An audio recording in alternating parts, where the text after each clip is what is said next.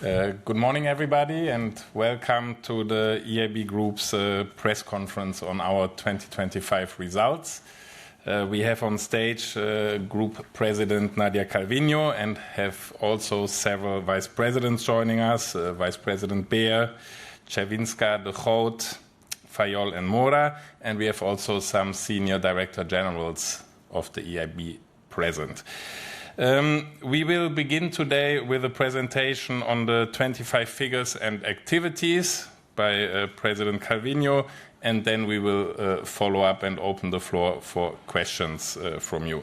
All the figures and materials you have also received in the press release and via material distributed. But now, without further ado, President Calviño, the floor is yours. Thank you. Thank you very much, Fabian. Good morning, and thank you for being here today. I know it's a very busy day in Brussels with the European Union Foreign Ministers meeting next door. There's a meeting of the College of Commissioners also today, and later a high-level event under the auspices of the European Commission's Executive Vice President Rivera. And important discussions and decisions will be taken in those meetings, in those events, about the situation of Ukraine, the Middle East, the European Union single market, economic competitiveness, the green transition.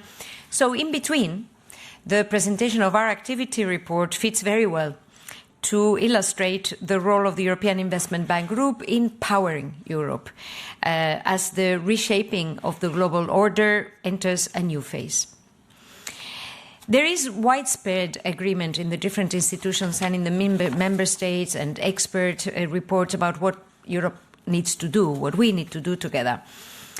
Deepen integration from energy networks to capital markets, large-scale investment, especially in the areas of new technologies, critical infrastructure, defense, simplification, making the EU more efficient, more agile, and win-win partnerships and strong alliances around the world. Work is picking up in all these areas. The minds are focused. Things are moving. And the European Investment Bank Group is playing its role as financing arm of the EU and also one of the largest multilateral development institutions in the world. 2025 was a truly historic year for the EIB Group. With a record 100 billion euros in new financing, a very large volume that will be maintained in 2026. Record financing in key areas such as energy grids, water, housing, technological innovation, strengthening Europe's economic leadership, strategic autonomy and security. And a step change in the area of security and defense, with financing volumes multiplied by 4 and a broader scope of flagship projects powering Europe's capabilities. Now, before we go into the detailed numbers, let me first thank our shareholders, the 27 member states, the 27 governments of the European Union, for putting their trust and supporting us.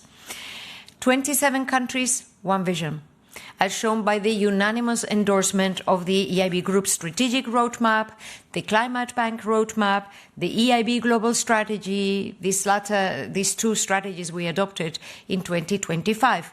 Unanimously, the 27 member states have given us a clear compass to determine what are our strategic priorities.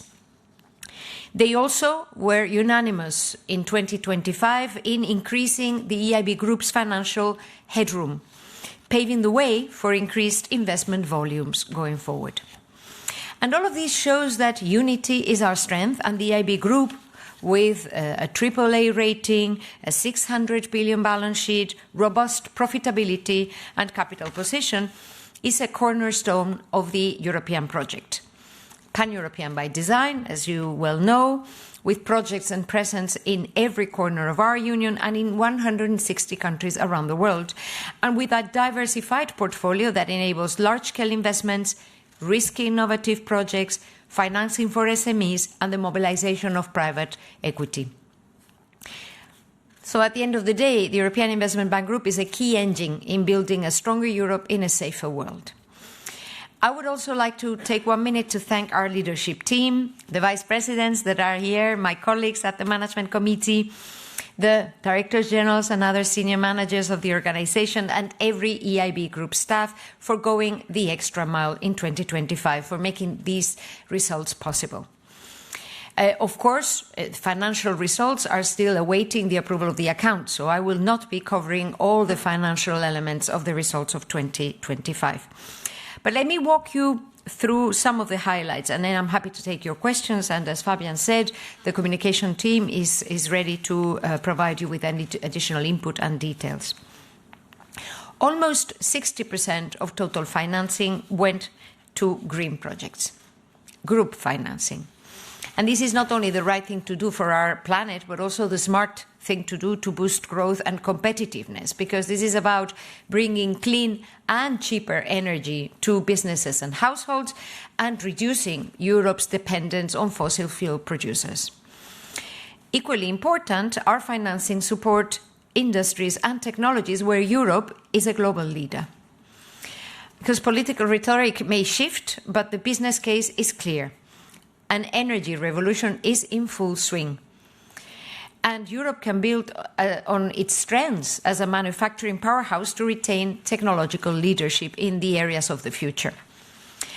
The European Investment Bank Group provided a record 33 billion euros in financing Europe's energy security, supporting 108 billion euros in total investment, which corresponds to more than a quarter of total investment in the EU last year.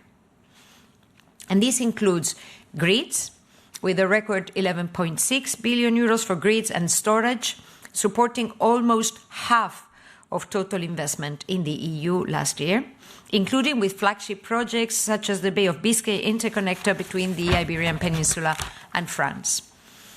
Overall, my team gave me this information, which is quite striking. Projects signed are expected to support the construction of about 56,000 kilometers of cables. So that's more than the circumference of the Earth.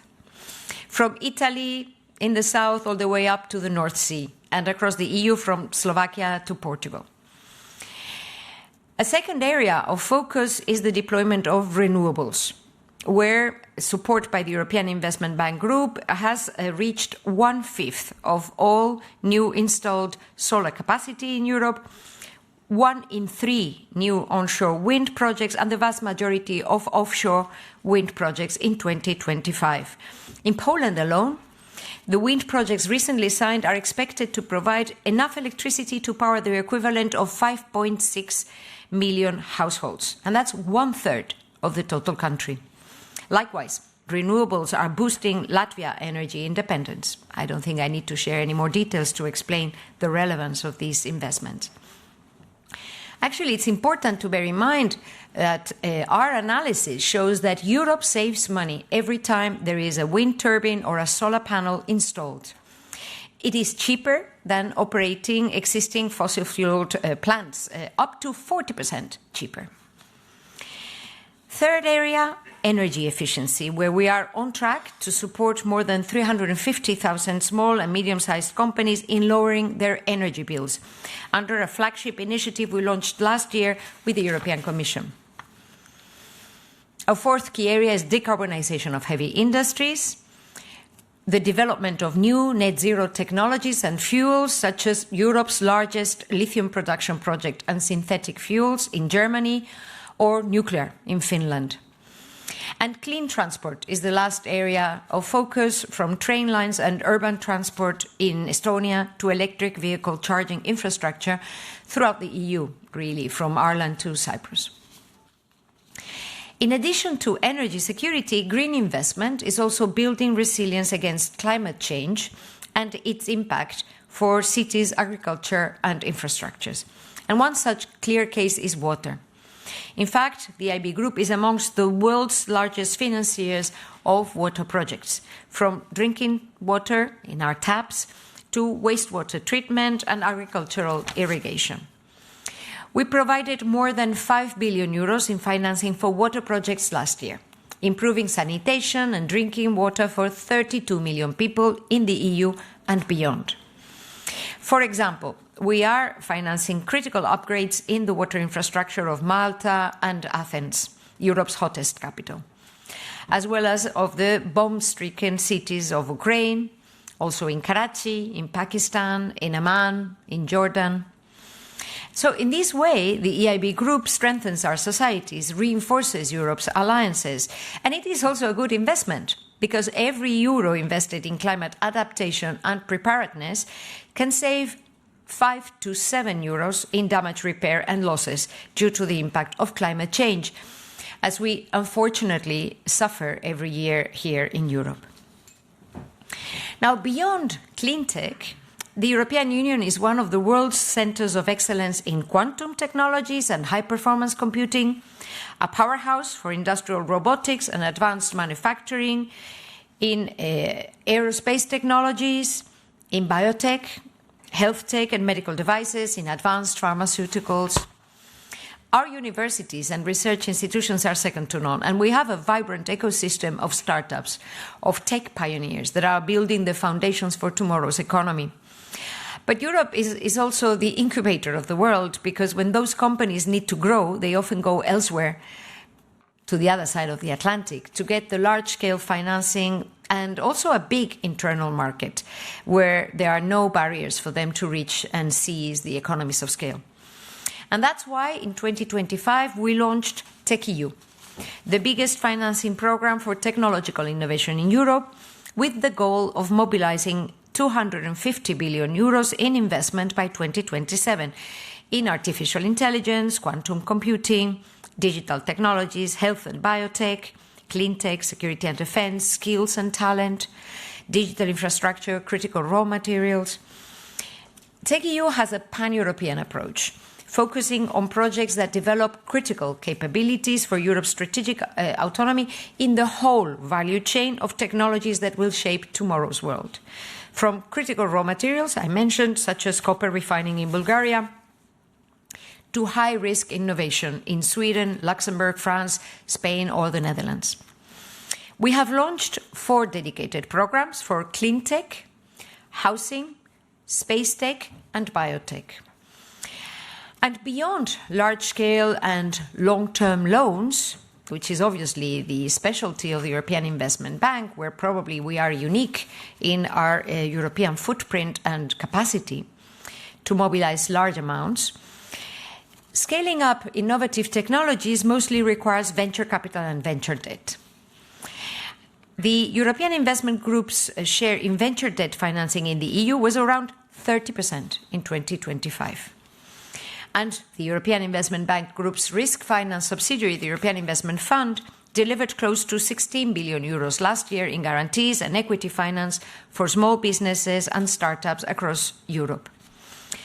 Almost 1/4 of all venture capital raised by funds in Europe last year comes from the European Investment Fund, which is obviously an anchor investor making a difference in European capital markets. Leveraging this strong position as the largest venture capital financier in Europe, through the very successful European Tech Champions initiative, the EIB Group has pioneered the creation of a scale-up ecosystem of mega funds, more than 1 billion euros in capital, in Europe, almost from scratch, in less than 3 years. And that has already anchored the creation of 12 venture capital mega funds and the scale-up of 35 startups, including 9 unicorns. We are currently working on the expansion of this very successful European Tech Champions initiative so that it can scale up and make a difference in closing the financing gap with the US, contributing to a stronger savings and investment union. Now, growth and prosperity are only possible in an environment of peace and security for our citizens, for our businesses. As I said earlier, for the European Investment Bank Group, there has been a real step change in 2025 in this area. We outperformed our targets, with investment volumes for security and defense multiplied by 4 to a record level, and already reaching the objective of 5% of total financing inside the EU dedicated to security and defense projects. We also expanded the scope of activities eligible for financing into pure military investments. And we have a robust pipeline of projects for 2026 in 5 areas: large critical infrastructure, including military mobility and facilities such as the flagship military campus in Lithuania, very close to the border with Belarus, or the port expansion for military vessels in Denmark. A second area of focus is homegrown industrial capabilities, working with household names in the European defense industry like Thales or the drone manufacturer Quantum Systems. Research and development is the third area covered by our pipeline of projects. Research and development for new security and defense technologies. Only a couple of weeks ago, we signed another agreement with an innovative Dutch company developing a pioneering fiber optic sensors technology to protect Europe's seabed and underwater assets, such as high voltage grids. I don't need to emphasize here either the importance of these developments. Fourth, we are supporting small and medium-sized enterprises in the supply chain of European defence contractors by partnering with commercial banks. We have already signed such agreements with Deutsche Bank, with Banque Populaire, Caisse d'Épargne, with the Piraeus Bank, and today I can announce that we have signed another agreement with Santander in Spain to support European companies operating in security and defence, also clean technologies and digital infrastructure. Finally, the European Investment Fund is acting as an anchor investor to nurture the emerging venture capital ecosystem that is dedicated to investments in European security and defence.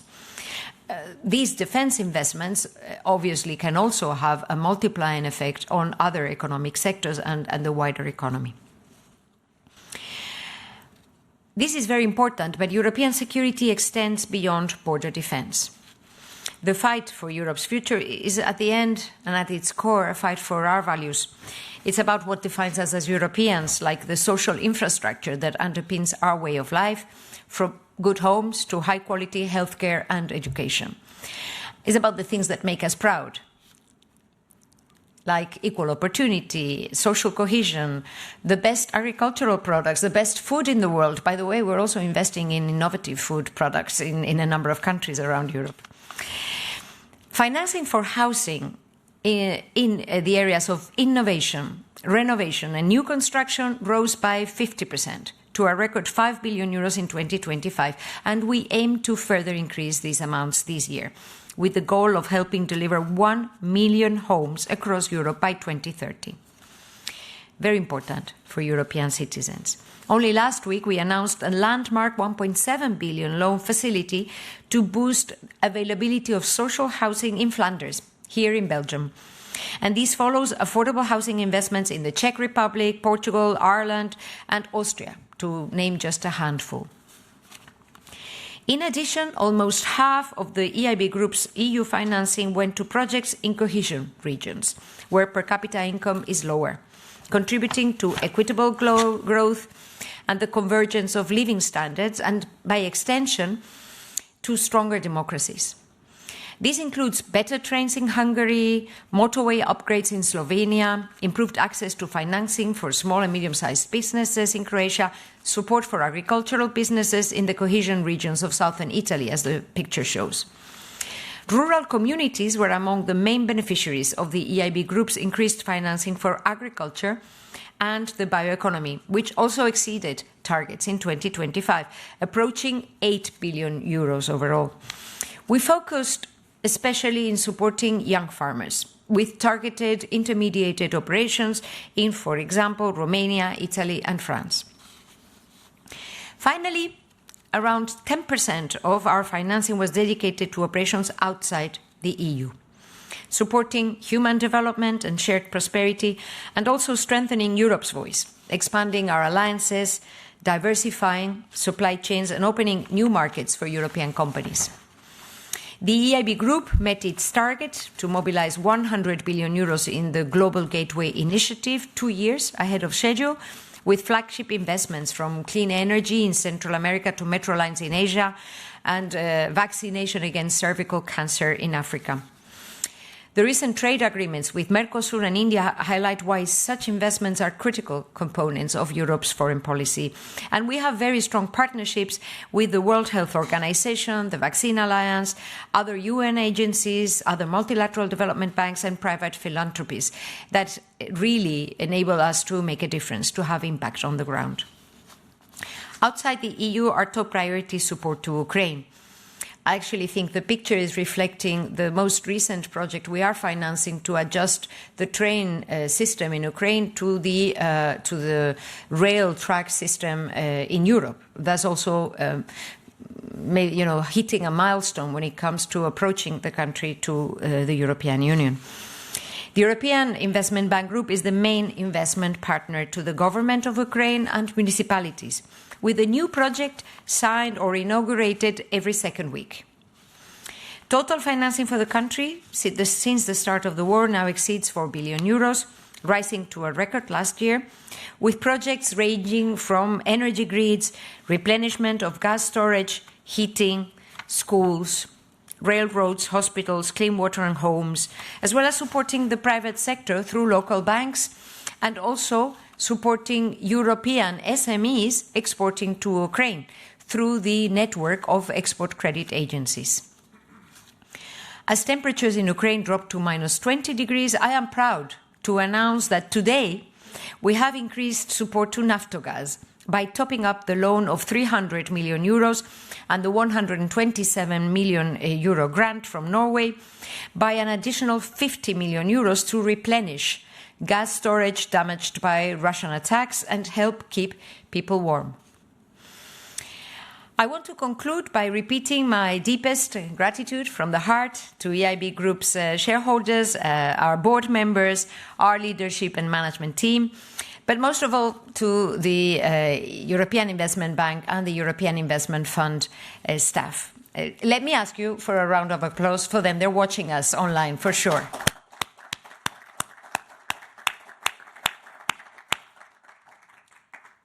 Every one of the projects that we finance are actually turning the idea of Europe into a tangible reality, with impact that people feel and partners trust. And they show how the European Union is and will remain a firm defender of shared prosperity, security, and democratic values in this shifting global order that I referred to in my introductory words. In a world of walls, we're building bridges, and we consider that this is the good fights. And as you can see, the EIB Group is all in. Let me stop here. I'm very happy to take your questions. Thank you, President. And indeed, the floor is open for your questions. Please, you can start, and please briefly introduce yourself and your outlet before asking the question. The mics are right here.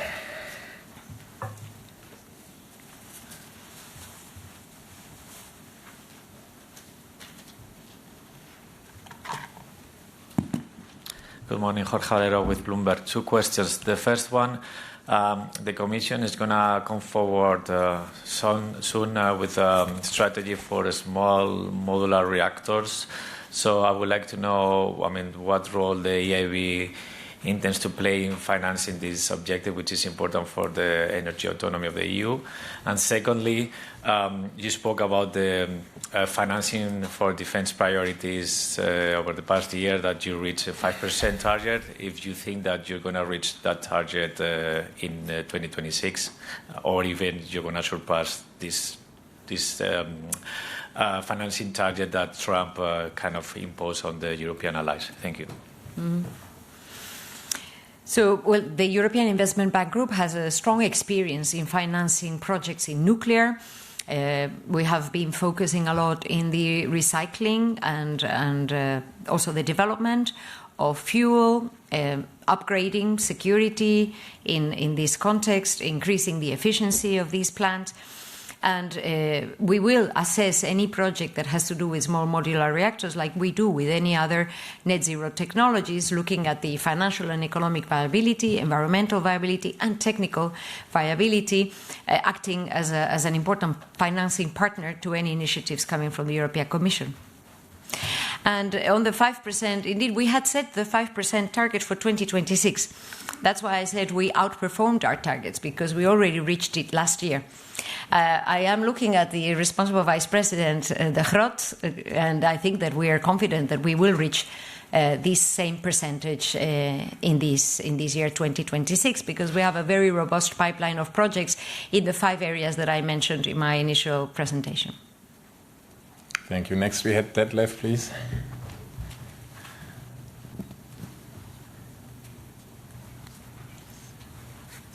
Mr. President, Detlef Fechtner, Börsenzeitung, a German financial daily.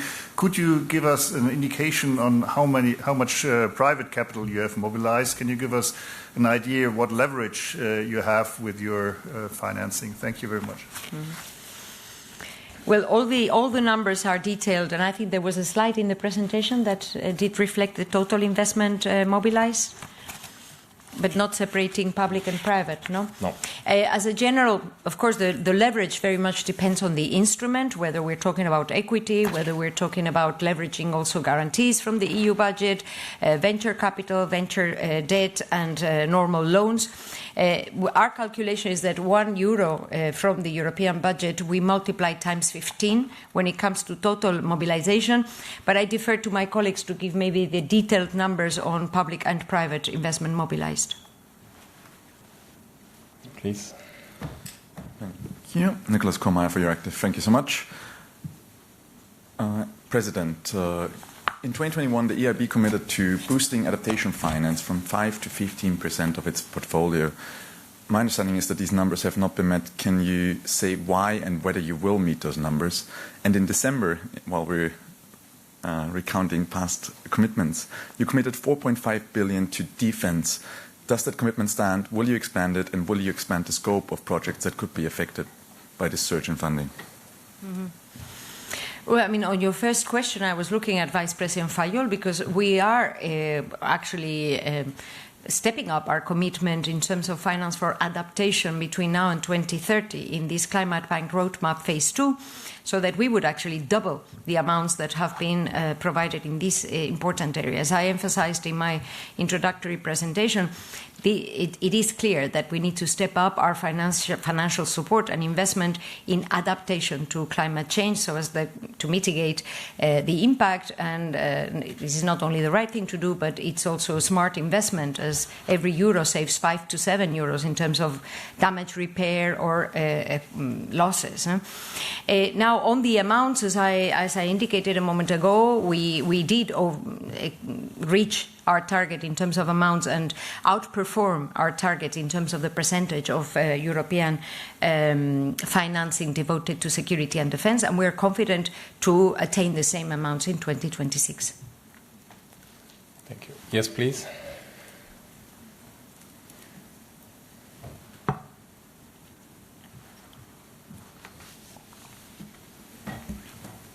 Sabina Rossetto with ANSA News Agency. Thanks for the floor. I wonder if you feel there is a new urgency on European strategic independence on the energy sector, not only looking to Russia side, but also considering US current situation, and if you are allocating a specific target on that. I'm thinking about interconnectors within Europe or any other hypothesis. Thank you. Mm-hmm. Yes, as I indicated a moment ago, this energy transition, energy revolution is in full swing, and the European Investment Bank is playing a very important role in financing relevant shares, whether it is about grids, the deployment of solar, the deployment of onshore and offshore wind, new technologies, innovation, energy efficiency for SMEs. The EIB activities in the area of energy hit a record in 2025 and will continue to be one of the key areas of activity in 2026 for sure. And this is not only a matter of competitiveness, but as you highlight, it is also a matter of security. It is important that citizens know that every time there is a windmill or a solar panel installed, Europe is saving money. This is cheaper This is safer than, obviously, continuing with these fossil-fueled propelled plants. And this is happening across Europe. Progress is being made, whether it is in reinforcing the integration through interconnectors and stronger energy grids, more efficient energy distribution, the deployment of more capacity throughout the whole EU, energy efficiency, electric mobility, etc. Thank you. Next question, please.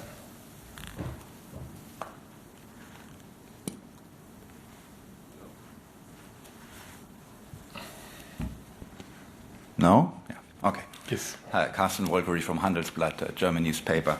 I've got a question on the new scale-up fund that the EU is planning. Which role would you like the EIB to play there? Well, this is a complementary initiative to our European Tech Champions initiative. And thanks for the question, because I can explain how they are complementary. The EU Scale-Up Fund that the European Commission is planning to set up under the European Innovation Council framework is targeting large investments in a limited number of companies. So it's more co-investing with other partners directly into those tech innovators that they want, that they identify as champions and want to scale up. What we do from the European Investment Bank Group is nurturing an ecosystem of private venture capital funds. And that is why that is where the European Tech Champions initiative has been extremely successful. And as I showed in the slide, because we have been able in barely 3 years to already create a significant number of European mega funds, which are private, and to nurture not only a number of startups, but also be anchor investors in 9 unicorns. So that we consider to be a great success, our shareholders also. And so the two initiatives are complementary and should be carried forward in parallel. Now, we obviously are in contact with the European Commission, and we will decide whether or not to participate in the European Scale-Up Fund on the basis of the same due diligence analysis that we conduct whenever there is an investment in a venture capital fund. Thank you. Next question. Yes, please.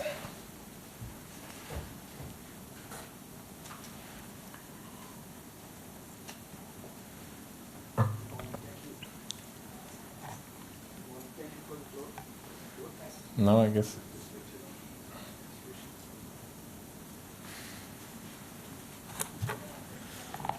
Yes, apparently it works. Emanuele Bonini, News Italy, thank you for the floor. Good morning, President. You have mentioned the partnership with commercial banks from member states. Is Italy in the pipeline, if I may ask? Are you planning, are you already at work in order to also involve the Italian commercial bank? Thank you. I don't know if you're asking me about in general or in security and defense. Security and defense in particular, but in general. Of course. Okay, well, in general, we have a very important partnership with the European banking ecosystem. Actually, I was yesterday participating in the annual forum of the European Banking Federation, and there is an excellent partnership which is very much appreciated both by the banks and by the European Investment Bank Group, because our partnership with the banks allows us to channel to European companies guarantees, loans in good financing conditions, and thus support the European economy in a very efficient manner. Through different instruments. Some of them are providing also capital relief to the banks, very important role also in securitizations. So on a daily basis, we are signing this kind of agreements with European banks, and Italian banks are obviously some of our very good clients in general terms. Now, I am not aware if there is an ongoing discussion in the area of security and defense. We can follow up afterwards. If we can say anything. Thank you very much. Anybody else? Yes, please go ahead. Hello, Frédéric Pouchot, Agence France Presse, AFP. European leaders will meet in February in Belgium for a summit, a leaders retreat, focused on competitiveness, reinforcing the internal market, boosting growth. I was wondering if you would take part or what would be your proposals to help in this matter? Mm-hmm. Well, I haven't been able to participate, but we will certainly try to provide our input in that discussion as the financing arm of the EU and one of the largest multilateral development institutions. We are already playing a very important role in powering Europe and building competitiveness and also security. Those are our two focal areas, so I'm quite sure that we will be able to provide our input in that discussion. Thank you.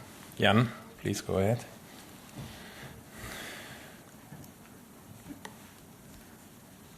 Thank you very much. Jan Disseldorf with Süddeutsche Zeitung.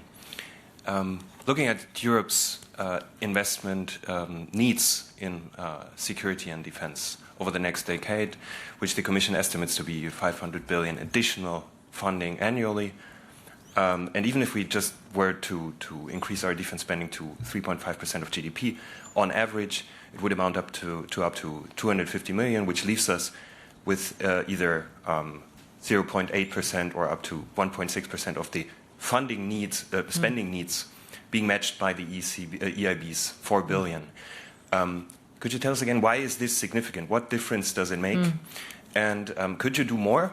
Or are you still limited by your mandate on the one hand? Or on the other hand, are there just not enough projects yet that are eligible for funding? Mm-hmm. There is no doubt that Europe needs to step up its security and defense capabilities. And each of the agents need to play their role. The European Investment Bank Group is not a defense ministry. There is also the European Defense Agency, there is obviously NATO, there are the different institutions and fora, where all of these areas are discussed. Financing plays an important part, but not only. It is very important to standardize techniques, to have joint procurement, to streamline the way the whole security and defense sector is working in Europe. And so we are all playing our part. The European Investment Bank Group is making a difference because we're focusing in those areas where we can really have strong value added. For example, large infrastructures, large-scale investments that require long-term loans in good financial conditions. For example, nurturing the ecosystem which is emerging of private venture capital funds, investment funds, through the European Investment Fund, the role that I have explained in the presentation. For example, supporting large-scale research and development programs, whether it is Thales or the Spanish Indra, OECIA, and others. I also mentioned a very important research program in the Netherlands. These are areas where nobody else can provide this support. Likewise, when it comes to providing finance for the small and medium-sized companies in the supply chain of large European contractors, no other player has such a large network of partnerships with commercial banks. And thus, our capacity to sign deals with Deutsche Bank, with Piraeus Bank, with Bank Populaire, with Santander, reaching a large scope when it comes to supporting SMEs. So the EIB is focusing in those areas where we can really make a difference. And we will continue to, of course, assess the financing needs. There is no absolute ceiling, let's say. We set every year our financing targets. As I indicated a moment ago, the target for 26 continues to be 5% of our financing inside the EU, and we will, of course, adjust as appropriate in view of the pipeline of projects. But what we have seen in 2025 is really, 2025 was really a turning point in terms of starting to see strong flagship projects that are popping up in many parts of the EU. Thank you. We have space for 2 more questions. Anybody? No. Then that brings us to the end of the conference. We have, as said, our senior leadership and experts, as well as the communication team present for any additional follow-up that you might have. All the data is available online, and you know where to find us for all follow-up questions. Thank you very much for having been here. Thank you very much, President Calviño, and I wish all of you a very nice day. Thank you.